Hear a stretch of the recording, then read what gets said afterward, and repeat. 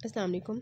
हमने लास्ट में जो है ना ओवरियन ट्यूमर्स देखे थे, और ओवरियन ट्यूमर्स का उसकी बात ये होती है कि ओवरियन ट्यूमर्स को एक दफ़ा पढ़ने से याद नहीं होता, और इसको रिटेन करना ज़रा जो है ना मुश्किल होता है थोड़ा शुरू में, लेकिन बाद में जब ये याद हो जाते हैं तो फिर वो आपके माइंड में रहते हैं हर चीज़। ठीक है, तो इसके रॉबिन्स के लेक्चर्स एक्चुअली अवेलेबल हैं, और पैथोलॉजी जो रॉबिन्स की लिस्ट है उसके अंदर प्लेलिस्ट में वो ज़रूर, अगर आपको रिटेन नहीं रहते ना, याद नहीं रहते, तो उसमें मैंने पिक्चर्स के साथ ज़रा इसको एक्सप्लेन किया हुआ है।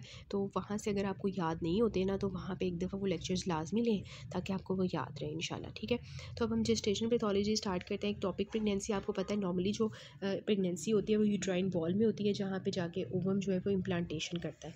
लेकिन अगर उसकी बजाय कहीं और जाके इम्प्लांट हो जाता है, मोस्टली जो उसको कॉमन पसंद आती है साइट फिलोपियन ट्यूब में, वहाँ पे जाके इम्प्लांटेशन कर लेगा, तो this is known as ectopic pregnancy. ठीक हो गया।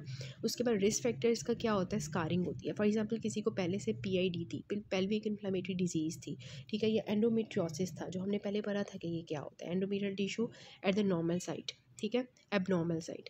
ठीक है, तो उसके रिजल्ट में जब स्कारिंग हो जाती है ना, तो स्कारिंग की वजह से ना वहाँ पे ही एक्टोपिक प्रेगनेंसी शुरू हो जाती है। That is actually known as the ectopic pregnancy. ठीक है, ये इन्होंने ओवरियन फाइब्रोमा दिखाया हुआ है, that was the sex cord stromal tumours में ये एक्टोपिक इन्होंने जो है ना ट्यूबल प्रेगनेंसी दिखाई हुई है। This is actually the ectopic tubal pregnancy flow, ठीक है, जो कि हमारे पास हुई हुई है, और this is showing you the haemorrhage there. ठीक है, उसके बाद ये है कि क्लासिक रिप्रेजेंटेशन क्या होती है कि अगर उसको एक टॉपिक प्रेगनेंसी फीमेल को हो जाती है ना, तो वो कहती है मुझे नीचे वाले हिस्से में जो है ना पेट के दर्द हो रही है, लोअर क्वाड्रेंट एब्डोमिनल पेन आती है a few weeks after the missed period. ठीक है, तो ये बात होती है। वो दरअसल होता क्या है कि उसको पीरियड नहीं आता ना, तो वो कहती है कि शायद मैं प्रेग्नेंट हो गई हूँ, तो वो प्रेग्नेंट टेस्ट करती है, प्रेगनेंसी टेस्ट करती है, तो उसका प्रेगनेंसी टेस्ट जो है वो पॉजिटिव आता है, और साथ में उसको लोअर क्वाड्रेंट पेन आ रही होती है। सर्जिकल एमरजेंसी होती है ये। ठीक है, टॉपिक प्रेगनेंसी। और मेजर कॉम्प्लिकेशंस, क्योंकि इसकी मेजर कॉम्प्लिकेशंस क्या होती है, ब्लीडिंग होती है, जैसे मैंने पीछे दिखाया था हेमरेज हुआ हुआ था, और ब्लीडिंग होगी, और फिलोपियन ट्यूब रप्चर भी हो सकती है। So this is an emergency, we have to remove that ectopic pregnancy. Spontaneous abortion के नाम से आपको पता चल रहा है कि एबॉर्शन हो जाएगी। ठीक है, और एबॉर्शन, अब जो हमारे पास मिस कैरेज होता है ना, एबॉर्शन होती क्या है कि मिस कैरेज हो जाता है फीटस का 20 वीक्स ऑफ जेस्टेशन से पहले पहले, मींस दैट फर्स्ट ट्राइमेस्टर जो होता है ना 3 मंथ्स, उससे पहले पहले जो मिस कैरेज होता है उसको हम स्पॉन्टेनियस एबॉर्शन कहते हैं। ये बहुत ज़्यादा कॉमन है। ठीक है, और occurs in up to 1/4 of the recognisable pregnancies. और इसमें क्या होगा, ऑब्वियसली स्पॉन्टेनियस एबॉर्शन होगी तो पेशेंट को उसको पता भी नहीं होगा, तो उसकी विजाइनल ब्लीडिंग स्टार्ट हो जाएगी, उसको क्रैम्प लाइक पेन होगी उस हिस्से में। ठीक है, और फीटल टिश्यूज़ जो है सारे बाहर आ जाएंगे। ठीक है, उसके बाद ये है कि मोस्ट ऑफन ये क्यों होता है, क्रोमोसोमल एब्नॉर्मलिटीज़ की वजह से। ये अल्लाह ताला नेचुरल सिलेक्शन कर लेते हैं। अगर जो बेबी पैदा हो रहा है वो अगर उसके अंदर कोई क्रोमोसोमल एब्नॉर्मलिटी आ रही हो ना, लाइक ट्राइसोमी 16 हो जाए, या हमारे पास जो है हाइपर कोगुलेबल स्टेट्स पैदा हो जाए, लाइक एंटी फॉस्फोलिपिड सिंड्रोम होता है, कंजेनिटल कोई इन्फेक्शन है, कोई एक्सपोजर टू टेराट्रोजेंस हो रही हैं फीटस को during the first 2 weeks of the embryogenesis, तो अल्लाह ताला खुद ही जो है ना उस फीटस को ख़त्म कर देते हैं ताकि वो पैदा ही ना हो। तो मोस्टली जो हमारे पास इस तरह की प्रेगनेंसीज होती हैं ना, एबनॉर्मल किस्म की, एबनॉर्मल बच्चे होते हैं अंदर, तो वो उनकी स्पॉन्टेनियस अबॉर्शन हो जाती है। ठीक है, तो ये है कि वो बच्चे पैदा ही नहीं होते फिर। तो दिस इज़ एक्चुअली देयर। और इफ़ेक्ट ऑफ टेराट्रोजेंस जो है वो डिपेंड करती हैं कि वो जो फीमेल है वो कितनी डोज ऑफ टेराट्रोजेंस ले रही है। तो एजेंट जैसे हमने पीछे देखा था, एक टेराट्रोजन था, डाइथाइल स्टिलबेस्ट्रोल था, और भी बहुत ज़्यादा टेराट्रोजेंस होते हैं, वो कितनी डोज से ले रही है। ठीक है, एजेंट क्या है, कितने टाइम जो है, कितनी डोज ले रही है, कितने टाइम से ले रही है। ठीक है, अगर तो वो हमारे पास फर्स्ट 2 वीक्स ऑफ जेस्टेशन में होता है ना, ठीक है, तो उसकी वजह से क्या होता है, स्पॉन्टेनियस अबॉर्शन हो जाता है पहले 2 हफ्ते में, मतलब अभी अभी आधा महीना हुआ है। ठीक है, अगर तो 3 to 8 वीक्स में वो ले रही है, तो उसकी वजह से ऑब्वियसली उस दौरान ऑर्गेनोजेनेसिस हो रही होती है, तो उसकी ऑर्गेन मेलफॉर्मेशन होगी। ठीक है, और अगर 3 to 9 मंथ्स का वीक्स है ना, पहले पहले वीक्स हैं, मतलब कि ये तकरीबन 8 वीक्स का 2 मंथ से पहले पहले। ठीक है, 2 मंथ से पहले पहले, और अगर उन्होंने 3 मंथ्स से मतलब सेकेंड ट्राइमेस्टर से थर्ड ट्राइमेस्टर तक अगर वो टेराट्रोजेंस लेती है, तो ऑर्गन्स जो हैं वो हाइपोप्लास्टिक हो जाते हैं, मींस दैट उनका जो उनकी जो साइज़ होता है वो छोटा हो जाता है। This is actually the polycystic ovary और इसके बाद ये वाला एक्चुअली हमने डिस्कस करना है प्लेसेंटा प्रीविया। बुक से आप खुद ही रीड कर लीजिएगा। अब बस ये मैं आपको ये पिक्चर दिखाऊंगी कि implantation of the placenta in the lower uterine segment.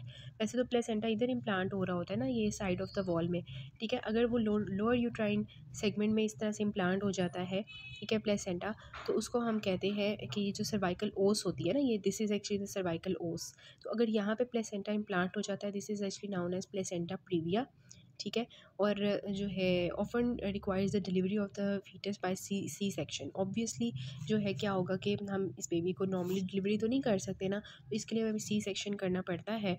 और ये प्रेजेंट करता है थर्ड ट्राइमेस्टर में। इस तरह से जो है ना थर्ड ट्राइमेस्टर में ब्लीडिंग स्टार्ट हो जाती है, बहुत ज़्यादा ब्लीडिंग स्टार्ट हो जाती है। तो फिर हम देखते हैं तो बच्चे की पोजीशन इस तरह हुई होती है कि प्लेसेंटा नीचे की तरफ सर्वाइकल ओस पे इम्प्लांट हुआ होता है। So this is actually known as placenta praevia, ठीक है। आपने ये प्रीविया वर्ड याद रखना है, साथ ही आपके माइंड में ये पिक्चर आनी चाहिए। उसके बाद आता है प्लेसेंटल एब्रप्शन। इसमें क्या होता है, प्लेसेंटा जो अपनी वॉल के अपनी डिसीडियो के साथ जो इसकी एक अटैचमेंट हुई होती है प्लेसेंटा की, ठीक है, वो उसकी सेपरेशन डिलीवरी से पहले ही हो जाती है। वैसे तो डिलीवरी के वक्त प्लेसेंटा जो है ना वो डिसीडियो से लैदा होता है ना, ठीक है, लेकिन अगर डिलीवरी से पहले ही सेपरेट हो जाए तो उसकी वजह से जो होती है उसको आप कहते हैं प्लेसेंटल एब्रप्शन, ठीक है। तो यहाँ पे देखें कि प्लेसेंटा जो है वो यूट्रस से सेपरेट हो गया, ठीक है, placenta has been separated from the uterus. यहाँ पे देखें बिल्कुल सेपरेट हो गया और नीचे से ब्लीडिंग शुरू हो गई है, ठीक है। इंटरनल ब्लीडिंग भी हो सकती है अगर अंदर से ही सेपरेट हो गया। तो कॉमन कॉज है ये स्टिल बर्थ की, ऐसा बच्चा जो है वो मरा हुआ पैदा होगा, ठीक है, और presents with the third trimester bleeding just like placenta previa. ये भी हमारे पास थर्ड ट्राइमेस्टर में ब्लीडिंग के साथ पेशेंट आती है और फीटल इनसफिशेंसी होती है इसमें, ठीक है। So placenta previa is this and placental abruption is this. Next हमारे पास आता है प्लेसेंटा एक्रीटा, ठीक है, प्लेसेंटा एक्रीटा। ये क्या होता है, देखें कि नॉर्मली हमारी जो प्लेसेंटा होती है ना कैसी होती है, ये एंडोमीट्रियम होती है, this is a endometrium, this is a myometrium. तो प्लेसेंटा जो होती है वो हमारे पास एंडोमीट्रियम के साथ ऐसे करके अटैच होती है, उसकी डेसीडुआ के साथ ऐसे ही अटैच होती है ना। अब होता क्या है कि जो ये वाली होती है ना प्रेगनेंसी, इसमें क्या होता है ये नहीं होता, मतलब कि this decidua is not present there, ठीक है, डेसीडुआ प्रेजेंट नहीं होता। अब जो प्लेसेंटा होगा वो डायरेक्टली जाके मायोमीट्रियम के साथ अटैच हो जाएगा, ठीक है, क्योंकि दरमियान में डेसीडुआ ही नहीं है जिसके साथ उसने अटैच होना था। अब मायोमीट्रियम के साथ जब प्लेसेंटा अटैच होता है तो उसके साथ जाके ये फिक्स हो जाता है, ठीक है। अब फॉर एग्जांपल डिलीवरी पेशेंट की डिलीवरी का वक्त आया है और वो डिलीवरी हो रही है नॉर्मल फॉर एग्जांपल, तो वो प्लेसेंटा के वो बेबी बाहर ही नहीं आ रहा, प्लेसेंटा बाहर ही नहीं आ रहा, और हमने देखा तो वो अंदर ही फिक्स हो गया हुआ है मायोमीट्रियम के साथ, ठीक है। तो मतलब ये क्यों होता है, क्योंकि दरमियान में जो है डेसीडुआ नहीं होता, ठीक है। इस वजह से जो है डिलीवरी के वक्त डिफ़िकल्टी होती है, ठीक है, और पोस्टपार्टम ब्लीडिंग स्टार्ट हो जाती है। सो बुक में भी आपका ये लिखा हुआ है कि इम्प्रॉपर इम्प्लांटेशन होती है प्लेसेंटा की मायोमीट्रियम में, जिसकी वजह से क्या होता है, क्यों होता है, क्योंकि दरमियान में कोई इंटरवेनिंग डेसीडुआ नहीं होता और डिलीवरी जो है वो डिफ़िकल्ट हो जाती है और पोस्टपार्टम ब्लीडिंग होती है। फिर आपने प्लेसेंटा प्रीविया, एब्रप्शन और क्रीटा जो है ना इसको रीड कर लेना है। उसके बाद हम आते हैं कि जो प्लेसेंटा क्रीटा होता है ना, उसमें हमें क्या करना पड़ता है, उसमें हमें हिस्टेरेक्टमी करनी पड़ती है, ठीक है। उसके बाद आ जाता है मतलब यूट्रस को जो है वो रिमूव करना है, because placenta can't be separated and there is lot of bleeding, ठीक है। इस वजह से हमें यूट्रस ही पूरा निकालना पड़ जाता है। जब प्री क्लैम्सिया जो होता है ये हमारे पास क्या होता है कि प्रेगनेंसी के अंदर आपको पता है कुछ फीमेल्स को बहुत ज़्यादा हाइपरटेंशन हो जाती है, तो उसकी वजह से प्रोटीन यूरिया हो जाता है, एल्ब्यूमिन बाहर आएगा तो एडिमा हो जाएगा उनकी बॉडी में, ठीक है। मोस्टली ये थर्ड ट्राइमेस्टर में होता है। दिस इज़ जो MCQ कि प्री क्लैम्सिया की स्टेट जो है वो किस ट्राइमेस्टर में आती है, this is the third trimester, ठीक है। 5% प्रेगनेंसी में होता है। हाइपरटेंशन इतनी स्वेयर होती है पेशेंट्स को कि वो जो है ना हेडेक की तरफ लेके जाती है और विजुअल एब्नॉर्मेलिटी स्टार्ट हो जाती है, मल्टीपल ऑर्गन फेलियर स्टार्ट हो जाता है, ठीक है। होता ये क्यों है, क्योंकि हमारे पास जो मैटरनल और फीटल का वेस्कुलर इंटरफेस होता है वो प्रॉपर डेवलप नहीं होता, ठीक है, और ये रिजॉल्व होती है विद डिलीवरी होगी तो ये सब कुछ ठीक हो जाएगा। इक्लैम्सिया जो है it is a pre eclampsia with seizures, ठीक है। प्री इक्लैम्सिया जो होता है उसमें जस्ट ये वाले साइंस आ रहे होते हैं, hypertension, protein urea and oedema. अगर प्री इक्लैम्सिया प्लस सीजर्स हो जाए, सीजर्स भी आना शुरू हो जाए पेशेंट को, तो that is actually known as eclampsia, ठीक है। हेल्प ये आपने याद रखना है, इसके लिए HELLP is the pre eclampsia with thrombotic micro angiopathy involving the liver characterized by hemolysis, elevated liver enzymes and low platelets। अभी आप कहते होंगे कैसे याद करना है, हेल्प में ही छुपा हुआ है इसका सारा कि H for hemolysis, E for elevated liver enzymes, L for low platelets, L for liver, ठीक है, और ये लो प्लेटलेट्स, ठीक है, L for liver, L for low platelets, LP low platelets, ठीक है। तो ये जो हमारे पास सारी चीज़ें आना शुरू हो जाती हैं, एक्लैम्सिया के अंदर हेल्प आना शुरू हो जाता है, तो इसमें हमें उसकी हेल्प की पड़ती है, हेल्प की ज़रूरत पड़ जाती है ना। Both eclampsia and HELLP usually warrant immediate delivery, क्योंकि हमने कहा कि ये स्टेट तब ख़त्म होगी जब हम पेशेंट की बच्चे की डिलीवरी करेंगे। नॉर्मल प्लेसेंटा की जो है नॉर्मल प्रेगनेंसी में आपको पता है साइटोट्रोफोब्लास्ट और सिंस्टोट्रोफोब्लास्ट होते हैं कि इन्वेड करते हैं और स्पाइरल आर्टरीज की जो है प्रॉपर रीमॉडलिंग होती है, डायलेशन होती है। अगर ये प्रॉपर नहीं होती एब्नॉर्मल प्रेगनेंसी होना शुरू हो जाती है and that actually leads to pre eclampsia and eclampsia. इसका जो पूरा टॉपिक है रॉबिन्स में इसकी ज़रा एक्सप्लेनेशन है and it is important for the UK point of view. Then is the term sudden infant death syndrome. इसके नाम से आपको क्या पता चल रहा है, बच्चा एकदम से मर गया, मतलब कि बच्चा 1 मंथ से लेके 1 ईयर के दरमियान में अगर मर जाता है, ठीक है, हेल्दी इन्फेंट था लेकिन मर गया, हमें नहीं समझ आया कि क्यों मर गया, ठीक है, तो उसको हम कहते हैं सडन इन्फेंट जो है डेथ सिंड्रोम, इसको कहते हैं क्रिप डेथ भी कहते हैं, इसको आपने फोरेंसिक में पढ़ा होगा, ठीक है। इन्फेंट्स जो है ये एक्सपायर करते हैं ड्यूरिंग स्लीप। इसके रिस्क फैक्टर्स ये होते हैं कि बच्चे को अगर स्टमक पे सुलाया जाए, उल्टा लटा के सुलाया जाए, उसकी सांस बंद हो सकती है, या उसको सिगरेट स्मोक से जो है एलर्जी टाइप हो गई है, या प्री मेच्योर बेबी था वो एकदम से मर सकता है, ठीक है। फिर आता है हाइडेटिफॉर्म मोल। इसमें ये होता है कि जो है ना, नॉर्मली तो आपको पता है ना कि एक ओवम होता है और उसके ऊपर स्पर्म आके जो है उसको फर्टिलाइज़ करता है और फर्टिलाइजेशन हो जाती है, ठीक है। अब होता क्या है कि कंप्लीट मोल के अंदर 2 कैटेगरीज हो सकती हैं, या तो एक मतलब दोनों में क्या होगा कि मदर का ओवम नहीं होगा, खाली होगा, उसमें कोई क्रोमोसोम्स नहीं होंगे, जबकि जो फादर होगा उसमें से 23 क्रोमोसोम्स आके जो है स्पर्म उसको फर्टिलाइज़ करेगा, डुप्लीकेट करेगा, 23 + 23 हो जाएंगे और 46 का एक जो है ना वो बन जाएगा एक पूरा, ठीक है। अब हमारे पास जो है दूसरा क्या हो सकता है कि 2 स्पर्म्स आके जो है ना एम्प्टी ओवम को फर्टिलाइज़ कर दें, ठीक है, उसकी वजह से क्या होगा कि 46 ही बनेगा, ठीक है। तो this is a complete mole. Incomplete mole में क्या होगा, जो है इसको पार्शियल मोल भी कहते हैं, उसमें क्या होता है मदर 23 देती है अपना, मदर की कोई गलती नहीं होती लेकिन फादर की गलती होती है। फादर जो है उसकी तरफ से 2 स्पर्म्स आ जाते हैं 23। तो अब क्या होगा 23 + 23 + 23। अब क्योंकि मदर से कुछ ना कुछ तो आ रहा है ना, तो इस वजह से पार्शियल मोल बनता है। मोल क्या होता है, मोल अगर हम बात करें तो ये नॉर्मल हमारे पास दिस इज़ द यूट्रस, ठीक है, नॉर्मल प्रेगनेंसी यहाँ पे हो रही होगी, लेकिन मोलर प्रेगनेंसी में क्या होता है कि इस तरह से मोल्स बन जाते हैं ऐसे करके, ठीक है, वो फीटस डेवलप ही नहीं होता, ये कंप्लीट मोल है। कंप्लीट मोल मींस के इसमें सारे मोल्स ही हैं, कोई आपको फीटस नज़र आ रहा है नहीं, ठीक है। अगर तो आपको इसके अंदर फीटस नज़र आ रहा होगा ना, जैसे for example this is a foetus, आपको फीटस नज़र आ रहा है साथ में मोल्स भी है, तो दिस इज़ द पार्शियल मोल, क्योंकि हाफ मोल है हाफ फीटस है, ठीक है। दिस इज़ द कंप्लीट मोल जिसमें सारा का सारे मोल्स ही मोल्स हैं। क्यों कंप्लीट मोल्स हैं कि मदर के पास से कोई भी एग नहीं था, एग के अंदर कोई क्रोमोसोम्स नहीं थे, लेकिन फादर के स्पर्म्स ने या तो डुप्लीकेट किया या 2 स्पर्म्स ने फर्टिलाइज़ कर दिया, ठीक है। और पार्शियल में क्या होता है कि मदर अपना 23 देती है लेकिन फादर की तरफ से 2 स्पर्म्स आ जाते हैं, ठीक है, 23 69 हो जाते हैं।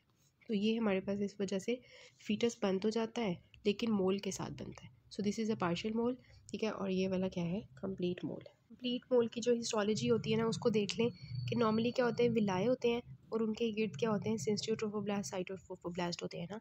तो इसमें विलाए का क्या हाल होगा, विलाए हाइड्रोपिक होंगे, मतलब उनमें पानी भरा होगा, जैसे आपको नज़र आ रहा है फुल पानी से भरे हुए हैं, एडिमेटस हैं, डायलेटेड है, ठीक है, इनलार्ज्ड है और ए वैस्कुलर है, अंदर कोई वैस्कुलरिटी आपको नज़र आ रही है नहीं नज़र आ रही, ठीक है। और दूसरा अगर सिंस्टियोट्रोफोब्लास्ट और साइटोट्रोफोब्लास्ट का क्या हाल होगा कि वो बहुत ज़्यादा हो जाएंगे, ठीक है। तो जो कंप्लीट मोल होता है वो क्यों कंप्लीट मोल होता है, क्योंकि उसके अंदर हाइड्रोपिक विलाए होते हैं, पानी से भरे हुए एडिमेटस विलाए होते हैं, और सिस्टोट्रोफोब्लास्ट साइटोट्रोफोब्लास्ट जो है भरे हुए होते हैं।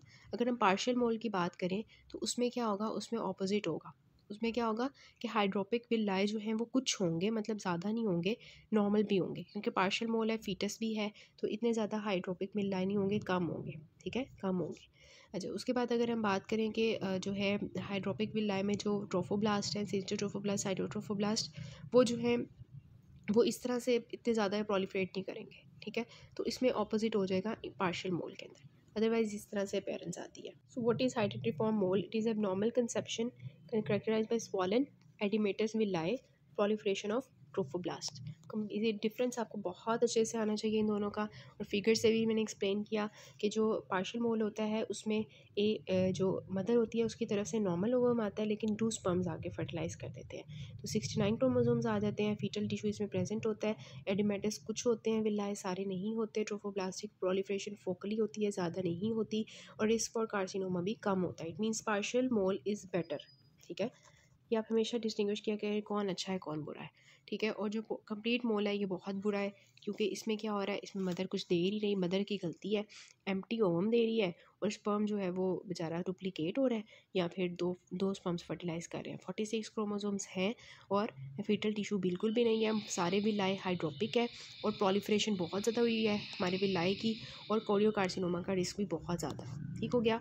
अब जो यूट्रस होता है वो एक्सपैंड करता है अगर तो नॉर्मल प्रेगनेंसी हो, लेकिन अगर जब हमारे पास ये होता है ना कोरियोकार्सिनोमा, तो यूट्रस बहुत ज़्यादा हो जाता है, एचसीजी बहुत ज़्यादा हो जाता है। क्लासिकली जो है ये सेकंड ट्राइमेस्टर में आता है, क्योंकि ग्रेप लाइक मैसेज जो है वो विजाइनल कैनाल से बाहर आना शुरू हो जाते हैं, तो पता चल जाता है। This is MCQ. Grape like message आते हैं। ग्रेप लाइक मैसेज आपने पढ़े थे रेब्डोमायोसार्कोमा में, वो भी आपको याद होने चाहिए। ठीक है, प्री नेटल केयर अगर हम करें तो मोल्स जो है उनको डायग्नोज जल्दी से हो सकता है और हम उनको भी निकाल सकते हैं अर्ली ट्राइमेस्टर में। अदरवाइज़ जो है वो फिर प्रॉब्लम क्रिएट करेगा। फीटल हार्ट साउट जिसमें एब्सेंट होंगी, स्नो स्टॉर्म अपेयरेंस आती है, ये हमारे पास this is very important MCQ again जो है हमारे पास अल्ट्रासाउंड के ऊपर। क्लासिफाइड होता है कंप्लीट एंड पार्शियल में। ट्रीटमेंट क्या होता है, हम डायलेशन एंड कर्टेज करके सारा रिमूव करते हैं। ठीक है, एचसीजी की मॉनिटरिंग करते हैं चेक करने के लिए कि डेवलपमेंट हो रही है कि नहीं।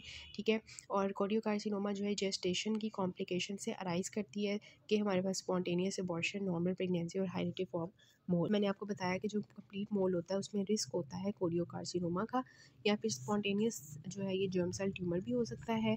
कोरियोकार्सिनोमा जो है जेस्टेशनल पार्ट से जब अराइज करते हैं तो वो हमारे पास वेल रिस्पॉन्ड करते हैं कीमोथेरेपी से। ठीक है, जबकि जो हमारे पास जर्म सेल्स के जो मैंने बताया था ना पीछे, एक कोरियोकार्सिनोमा हमने पीछे भी एक पढ़ा था जो ओवरियन ट्यूमर्स में था, मैंने बताया था कि उसको हम अगर ट्रीट करते हैं ना इसके साथ कीमोथेरेपी के साथ, तो वो ट्रीट नहीं होता, वो बहुत ख़तरनाक वाला होता है। लेकिन ये वाला जो कोरियोकार्सिनोमा होता है जो इनकी वजह से बनता है, मोलर प्रेगनेंसी की वजह से, ठीक है, ये जो है ना हमारे पास कीमोथेरेपी से रिस्पॉन्ड करता है और ठीक हो जाता है। So this is actually the complete mole. Grape like villi होते हैं। ठीक है, आपको इतने मैंने फिगर्स भी दिखाई हैं जिसमें ग्रेप लाइक मैसेज बने हुए थे। This is your MCQ again. और अल्ट्रासाउंड पे हमें इस तरह से जो है ना नज़र आता है स्नो स्टॉर्म अपेयरेंस अल्ट्रासाउंड के ऊपर, और ये हमें बताती है कि this is actually the molar pregnancy. ठीक हो क्या, this is all about the female reproductive system chapter. अल्हम्दुलिल्लाह, जज़ाकल्लाह खैर।